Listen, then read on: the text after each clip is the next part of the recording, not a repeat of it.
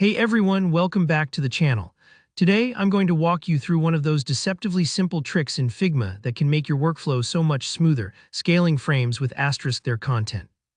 If you've ever resized a frame only to find your images and text scattered or stretched in ways you didn't expect, this tutorial is going to clear up how to resize everything neatly, all in one go. By the end, you'll know exactly how to scale your frames and all the content inside them, keeping everything looking sharp and properly sized. So let's dive right in. First off, I'm going to assume you've already got a frame in your Figma project, and inside that frame, you've placed an image and maybe some other content like text, buttons, or icons. If you're following along and you don't have this set up yet, just take a moment to create a frame.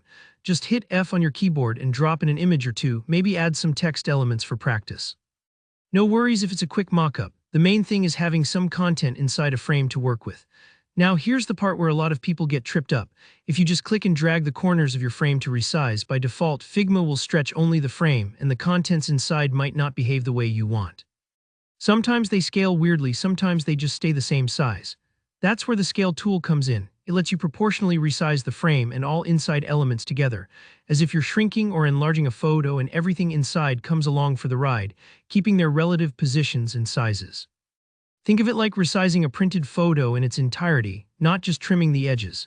So to access the Scale tool in Figma, look towards the bottom center of your screen while you have the frame selected. You'll spot a little icon. It looks like a diagonal arrow that represents the Scale tool. But honestly, the fastest way is just to hit the K key on your keyboard. Just tap K and Figma will switch from the default Move or Select tool to the Scale tool instantly. If you're not sure it's toggled, just check that your cursor changes. You'll notice the difference.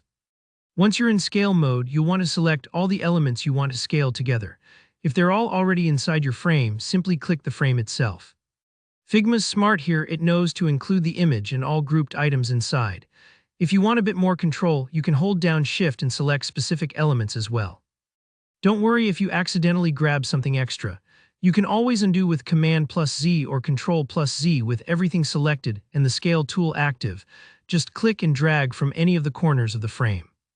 As you drag, you'll see everything inside the frame resizing together. Images, text, shapes, everything adapts to the new size proportionally. Take your time with this. Sometimes getting the size just right can take a couple of gentle adjustments. And if something looks off, don't panic, you can always undo and try again.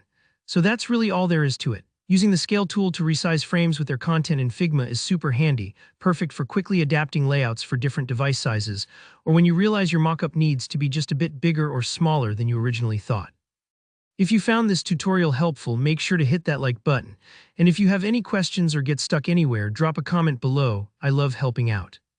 And don't forget to subscribe for more practical Figma tips and design tutorials just like this. See you in the next video.